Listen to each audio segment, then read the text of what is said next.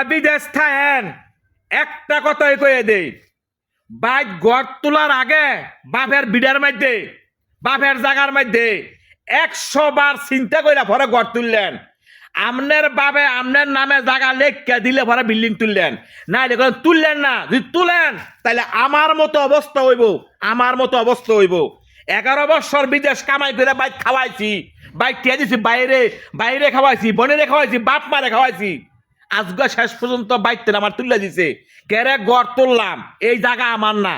তাহলে আমি যে কামাই করলাম আমার টিয়া গেল কই? তো এইটাই কইছি, বাপের জায়গার মধ্যে গড় তুললে আর এই জায়গাটা কি আমনের লেখা দিছে কিনা জানি না শুননা তারপরে বিল্ডিং করে, নাইলে বিল্ডিং কইরেন না।